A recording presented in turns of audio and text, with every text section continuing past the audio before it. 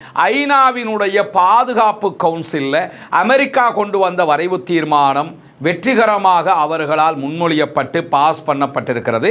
அது என்ன நடந்தது, யார் எதிர்த்தார்கள், யார் ஆதரித்தார்கள் என்கிற செய்திகளுக்கு முன்பதாக அமெரிக்காவும் அவங்களும் அந்த நீதிமன்றத்தினுடைய விதிகளை நாங்கள் ஏற்றுக்கொள்ளவில்லை என்று இதுவரைக்கும் நீதிமன்ற அந்த கட்டமைப்புக்குள்ள வரமாட்டேன்னு மறுத்து நிற்கிறாங்க. மறுத்து நிற்கக்கூடியவங்க எங்க மேல விதிக்கப்பட்ட தண்டனையை நீங்க ரிமூவ் பண்ணணும், தலைமை வழக்கறிஞரை ரிமூவ் பண்ணணும் என்ற கோரிக்கை சட்டப்படி விட முடியாது என்கிற நிலையிலையும் இன்றைக்கு இந்த கோரிக்கையை விடுத்திருக்கிறாங்க. ஐசிசியினுடைய தலைமை வழக்கறிஞராக செயல்படக்கூடிய கரீம் கான் அவர்களை உடனடியாக அந்த பதவியிலிருந்து நீக்கம் செய்ய வேண்டும் என்று சொல்லித்தான் இஸ்ரேலிய பிரதமர் பெஞ்சமின் நெதன்யாகுவினுடைய தலைமையில் இஸ்ரேலி கவர்மெண்ட் இந்த கோரிக்கையை வெளியிட்டிருக்கிறது என்று இஸ்ரேலுடைய மாரிவ் செய்தி பிரிவு சொல்லியிருக்கக்கூடிய நேரத்தில் தான் வீட்டோவை யூஸ் பண்ணியிருந்தாங்கன்னு சொன்னால் இந்த தீர்மானமே கலாப்ஸாக போயிருக்கும், அதை செயல்படுத்த முடியாமல் போயிருக்கும். ஆனால் ஏன் அவங்க வீட்டோவை யூஸ் பண்ணலை என்கிற கேள்விகளும் எழுகிறது. சில நேரங்களில் இந்த தீர்மானத்துக்கும் வீட்டோவை யூஸ் பண்ணிட்டோம்னா அப்போ அடுத்து காசா எப்படி என்கிற ஒரு கேள்வி எழுகிறது.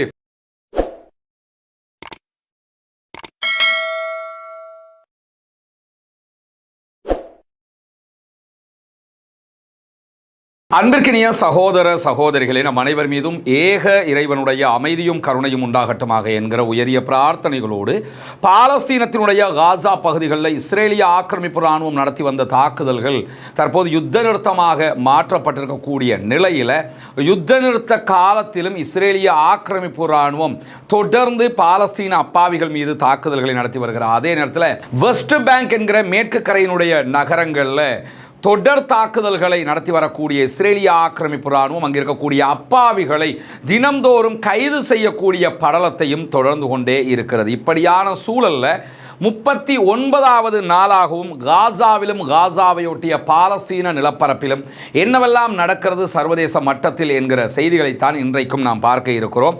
இன்றைய நாளை பொறுத்தவரையில் ஐநாவினுடைய பாதுகாப்பு கவுன்சிலில் அமெரிக்கா கொண்டு வந்த வரைவு தீர்மானம் வெற்றிகரமாக அவர்களால் முன்மொழியப்பட்டு பாஸ் பண்ணப்பட்டிருக்கிறது.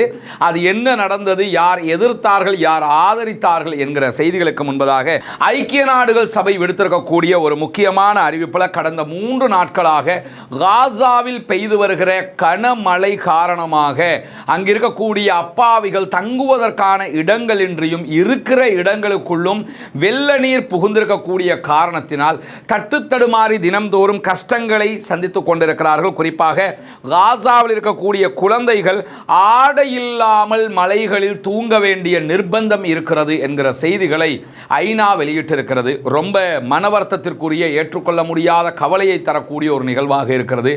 மற்ற நாடுகளில் வெள்ளப்பெருக்குகள் அல்லது மழையினால் கஷ்டங்கள் துன்பங்கள் எனும்போது அது எப்படி எடுத்துக்கொள்ளப்படும் சர்வதேசத்தால் என்கிற பார்வைகளுக்கு மத்தியில் காசாவினுடைய அப்பாவிகள் யுத்தம் தணிந்ததற்கு பிறகு தற்போது மிகப்பெரியதொரு மழைக்கு ஆளாகி இருக்கிறார்கள், வெள்ளத்திலே சிக்கி இருக்கிறார்கள்.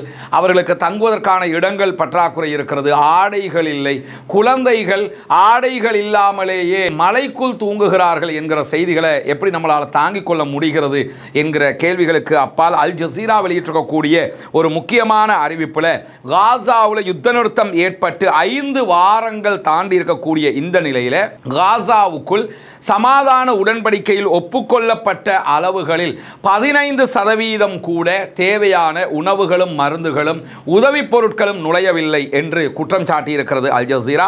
ஐநாவினுடைய அறிக்கைகளின் பிரகாரம் எகிப்து, ஜோர்டான், அதே போன்று இஸ்ரேலுடைய எல்லைகளில் 2 லட்சம் டன்களுக்கும் அதிகமான உணவுகளும் மனிதாபிமான உதவிகளும் குவிந்து கிடக்கின்றன. காசா மக்களுக்கு போக வேண்டிய உணவுகள், மனிதாபிமான உதவிகள், மருந்துகள் எல்லாமே இந்த 3 நாடுகளுடைய எல்லைகளில் குவிந்து கிடக்கிறது.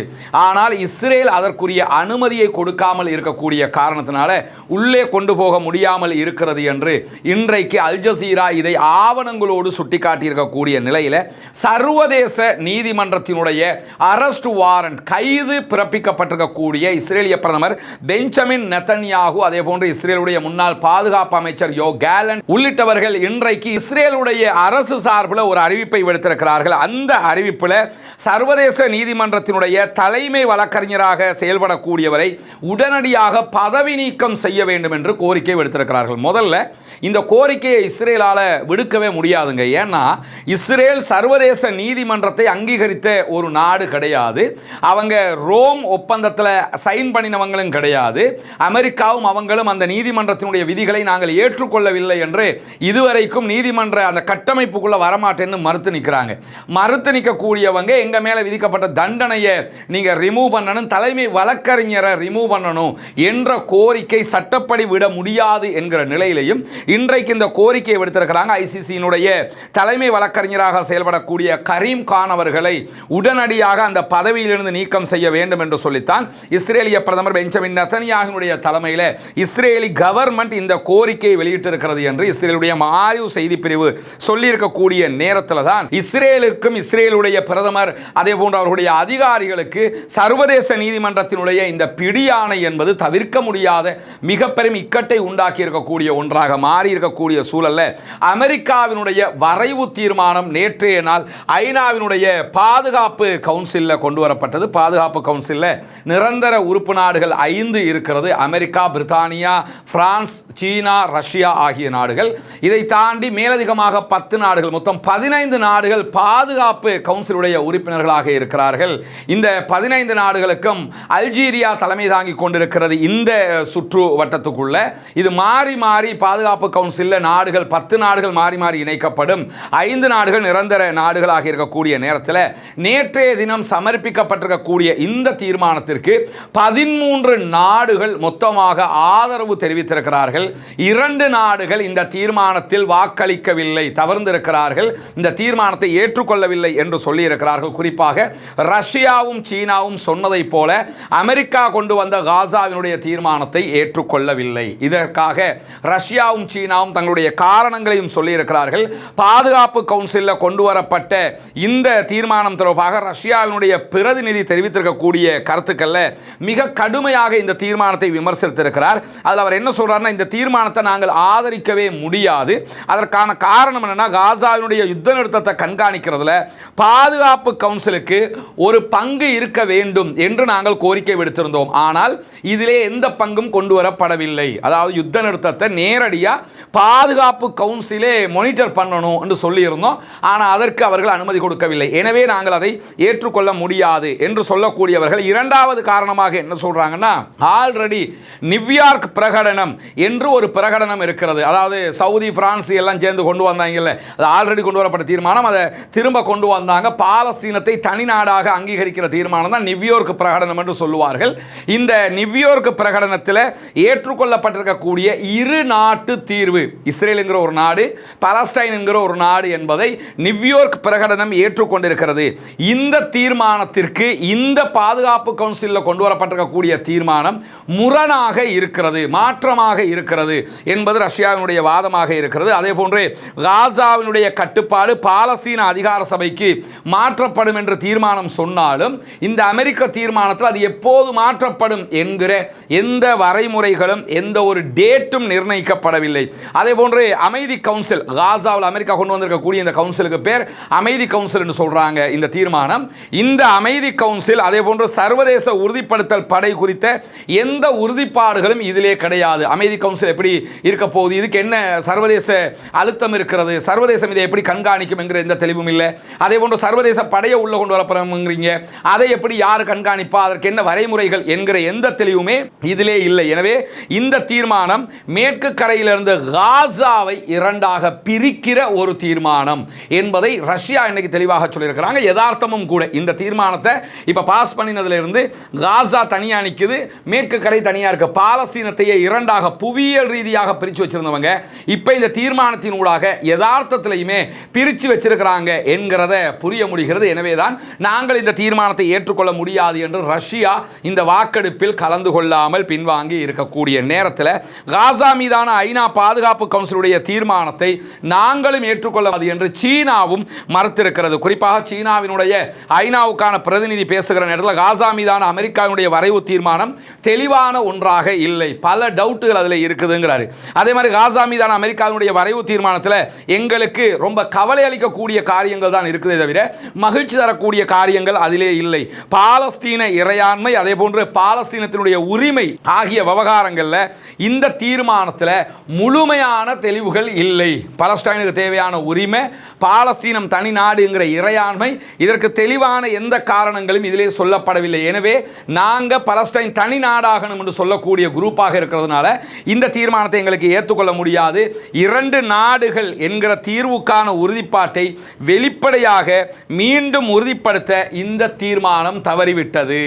வெளிப்படையாக சொல்லாமல் போகிற போக்கில் பாலஸ்தீன் ஒரு நாடாக மாறுறதுக்கு வாய்ப்பு இருக்குது, பாதை இருக்குது, ரோடு இருக்குது, இந்த மாதிரி சொல்கிறாங்களே தவிர அதுக்கு எந்த விதமான ஒரு அத்தாரிட்டி கொடுக்குற மாதிரி தெளிவான வாசகங்களோட செய்திகள் கிடையாது. எனவே நாங்கள் அதை ஏற்றுக்கொள்ள முடியாது என்று சொல்லி சீனாவும் ரஷ்யாவும் வாக்கெடுப்பில் பங்கெடுக்கவில்லை. ஆனால் சரியாக இருந்தால் இந்த 2 நாடுல ஒன்று வீட்டோவை யூஸ் பண்ணியிருந்தாங்கன்னு சொன்னால் இந்த தீர்மானமே கலாப்ஸாக போயிருக்கும், அதை செயல்படுத்த முடியாமல் போயிருக்கும். ஆனால் ஏன் அவங்க வீட்டோவை யூஸ் பண்ணலை என்கிற கேள்விகளும் எழுகிறது. சில நேரங்களில் இந்த தீர்மானத்துக்கும் வீட்டோவை யூஸ் பண்ணிட்டோம்னா அப்ப அடுத்து காசா எப்படிங்கிற ஒரு கேள்வி எழுகிறது. அதற்கு பொறுப்பேற்க வேண்டி வந்துவிடும் என்பதற்காக சீனாவும் ரஷ்யாவும் தவறு கொண்டதா என்கிற கேள்விகளும் எழாமல் இல்லை. எது எப்படியோ இவர்கள் 2 நாடுமே வாக்கெடுப்பில் பங்கெடுக்கவில்லை. இந்த காரணங்களால் நாங்கள் வாக்கெடுப்பில் கலந்து கொள்ள முடியாது என்று அறிவித்திருக்கிறார்கள். இதே நேரத்தில் பாலஸ்தீன விடுதலை அமைப்பும் இந்த தீர்மானத்தை கடுமையாக கண்டித்திருக்கிறது. இன்றைக்கு அவர்கள் வெளியிட்டிருக்கக்கூடிய அறிவிப்பில் பாதுகாப்பு கவுன்சிலுடைய தீர்மானம் பாலஸ்தீன மக்களுடைய பாலஸ்தீன மக்களின் அரசியல், அதே போன்று மனிதாபிமான கோரிக்கைகள், அதே போன்று உரிமைகளை பூர்த்தி செய்ய தவறிவிட்டது. எங்களுடைய அரசியல் அவங்க புரிஞ்சுக்கல, எங்களுடைய உரிமையை புரிஞ்சுக்கல, எங்களுடைய மனிதாபிமான தேவைகளை அவங்க புரிஞ்சுக்கல. வெறுமனே இஸ்ரேலுக்கு சாதகமாக கொண்டு வரப்பட்ட தீர்மானம் என்று சொல்லக்கூடிய பாலஸ்தீன விடுதலை அமைப்பு பாதுகாப்பு கவுன்சிலுடைய இந்த தீர்மானம் காசா பகுதியில் ஒரு சர்வதேச படை என்கிற பேரில் சர்வதேசம் ஆளுகிற ஒரு பகுதியாக காசாவை மாற்றுவதற்கான முயற்சி இது. ஏன்னா இந்த அமைதி கவுன்சிலில் உறுப்பினராக இருக்கக்கூடிய அமெரிக்கா அதனுடைய அதிபர் என்ன சொல்றாருன்னா, நானே அமைதி கவுன்சிலுக்கு தலைவராக இருந்து வழிநடத்த நினைக்கிறேன். அதாவது சுருக்கமா என்ன சொல்றாருன்னா, காசாவுக்கும் நான் தான் ஆட்சியாளருங்கிறாரு, அல்லது காசா அமெரிக்காவுடைய ஆட்சிக்கு கீழே இருக்குதுங்கிறாரு.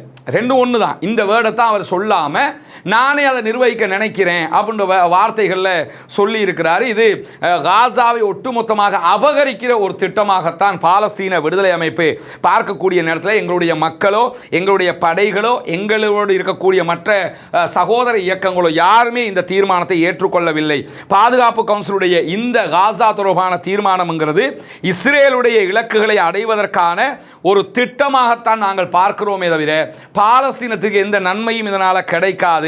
இது மிருகத்தனமான ஒரு யுத்தத்தின் மூலம் அடைய தவறியதை மீண்டும் அடைந்து கொள்வதற்கான ஒரு முயற்சியாக பாதுகாப்பு கவுன்சிலூடாக அமெரிக்கா இஸ்ரேலுக்கு உதவி செய்திருக்கிறது என்கிற ஒரு தெளிவான நிலைப்பாட்டை பாலஸ்தீன விடுதலை அமைப்பினர் இன்றைக்கு சொல்லியிருப்பது மட்டுமல்லாமல் பாலஸ்தீனத்துக்குள்ள இயங்கக்கூடிய பல அமைப்புகளும் இந்த பாதுகாப்பு கவுன்சில் ஐநாவினுடைய தீர்மானத்தை எதிர்த்து கருத்து சொல்லியிருக்கக்கூடியதை பார்க்க முடியும். குறிப்பாக பாலஸ்தீன விடுதலை அமைப்பு, அதே போன்று பாலஸ்தீனத்துடைய மக்கள் தங்களை தற்காத்துக் கொள்ளுகிற எங்களுடைய உரிமையை நாங்கள் நிலைநாட்டுகிறோம் என்று சொல்லியிருக்கிறார்கள். எங்களை நாங்கள் தற்காத்துக்கிறோம், இதை நீங்கள் எத்தனை சட்டங்களை கொண்டு வந்தாலும் தடுக்க முடியாது.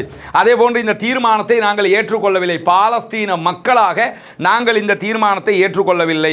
அதே நேரத்தில் எங்களுடைய மக்களை அழித்து ஒழித்து இனப்படுகொலை செய்தவர்களுக்கு பாதுகாப்பு கொடுக்கிற ஒரு சர்வதேசமே உடந்தையாக இருக்கிற தீர்மானமாகத்தான் இதை நாங்கள் பார்க்கிறோம். எனவே எங்களுடைய சுய நிர்ணயம், எங்களுடைய நாட்டினுடைய உரிமை, எங்களுடைய உரிமையை வென்றெடுப்பதற்கு நாங்கள் தொடர்ந்தும் எங்களுடைய அடுத்த கட்ட முயற்சிகளை போராட்டங்களை செய்வோம் என்று சொல்லி பாலஸ்தீன மக்கள் தொடர்பாக அனைத்து கூட்டமைப்புகளும் இயக்கங்களும் அறிவித்திருக்கக்கூடிய அறிவிப்பையும் நம்ம பார்க்க முடிகிறது. எனவே இந்த வீடு உங்களுக்கு தான்.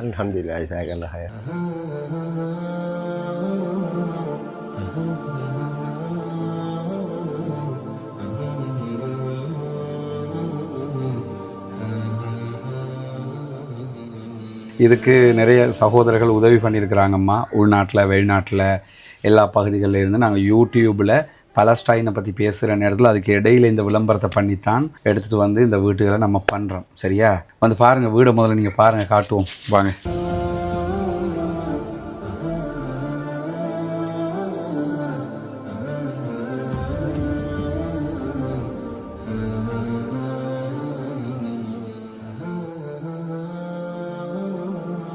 உதவி செஞ்சாங்களுக்கு என்ன சொல்ல விரும்புகிறீங்க? அல்ஹம்துலில்லாஹ் ஜஸாக்கல்லாஹ் ஹைரன். நல்லா இருந்தால் சரி. துவா செய்யுங்க அவங்களுக்காக. நிறைய சகோதரர்கள் இதுக்கு 100 ரூபா, 150 ரூபா, 500 ரூபா, 1000 ரூபா இப்படியெல்லாம் சேர்த்து தான் நம்ம இதை செஞ்சுக்கிட்டு இருக்கிறோம். இன்னும் 9 வீடு கட்ட வேண்டி இருக்குது. எல்லாமே இப்படித்தான் செய்கிறோம். எந்த ஒன்றும் அப்படி மொத்தமாக ஒரு காசை கொண்டாந்து வச்சு நாங்கள் செய்யலை. தலைவருக்கு தெரியும், பள்ளி தலைவருக்கு. இவங்களோட ஒத்துழைப்போடு தான் இவ்வளோ வேலைகளுக்கும் ஃபுல்லாக இவங்க தான் ஒத்துழைச்சி. இவங்களுக்காகவும் நீங்கள் துவா செய்யுங்க இன்ஷா அல்லாஹ். இன்னும் 9 வீடுகள் கட்டி இருக்குது, அவங்களுக்காகவும் துவா செய்யுங்க. சரியா? தொழுகை, நோன்பு அதுகளை எல்லாம் ரொம்ப கடைப்பிடிச்சு கொள்ளணும். மார்க்க விஷயங்கள் தானே. அல்லாட்ட நம்ம உலகத்துக்கு எங்களால் முடிஞ்சதை நாங்கள் செஞ்சிட்டோம். மறுமைக்கு நீங்கள் தான் தேடிக்கொள்ளணும். சரிதானே? சரி, சந்தோஷமாயிருங்க. எங்களோட பணி முடிஞ்சிருச்சு. சரியா? இனி உங்கள் வீடு இது. சந்தோஷமாக இருக்கிறீங்களா? உங்களுக்கு எத்தனை பிள்ளைகள்? 8 பேர் உண்டு. 7 பேர் தான் நினைக்கிறாங்க. 5 பொம்புல 3 ஆம்பளை ஒன்று சிலாங்க. சரி, இப்போ உங்களோட பொருட்கள் எல்லாம் கொண்டு வந்து போட்டுக்கிறங்க. இனி நான் இப்போலேருந்து உங்களோட வீடு தான் இது. இளைய தலைவர், சரியா? அல்லாஹ் பரக்கத் செய்யட்டும். பாதுகாப்பு கவுன்சிலில் மொத்தத்தில் அரபு நாடுகளுடைய தலையை தடவி பாதுகாப்பு கவுன்சிலில் காசாவை விலக்கி வாங்கி இருக்கிறாரு டொனால்ட் ட்ரம்ப். இல்லைன்னா ஃப்ரீயாக எடுத்துக்கிட்டாரு என்று தான் இந்த தீர்மானத்தினூடாக பார்க்க முடியும். ஆனால் சீனா, ரஷ்யா இதை தவிர்த்து கொண்டது என்பது பாலஸ்தீனத்திற்கான அவர்களுடைய ஓரளவுக்குண்டான அந்த விருப்பத்தையும் ஆர்வத்தையும் காட்டுகிறது. பொறுத்திருந்து பார்ப்போம் என்னவெல்லாம் நடக்கிறது என்பதை. பாலஸ்தீனம் தொடர்பாக இன்றைக்கு வெளியான முக்கியமான செய்திகளைத்தான் நம்ம பார்த்திருக்கிறோம். தொடர்ந்தும் பாலஸ்தீனம் தொடர்பான செய்திகளோடு இணைந்திருங்கள். அது தொடர்பான செய்திகளை உங்களுக்கு மத்தியிலே பகிர்ந்து கொள்வதற்கு தயாராக இருக்கிறோம். பாலஸ்தீனம் வெற்றி பெற வேண்டும், பாலஸ்தீனம் சுதந்திரம் அடைய வேண்டும், பாலஸ்தீன மக்களும் நம்மை போன்ற நிம்மதியானவர்களாக மாற வேண்டும், வாழ வேண்டும் என்கிற உயரிய பிரார்த்தனைகளோடு பாலஸ்தீன அப்பாவிகளுக்காக ஜனநாயக ரீதியாகவும் குரல் எழுப்புவோமாக. வாகிறது அல்ஹம்துலில்லாஹி ரப்பில் ஆலமீன்.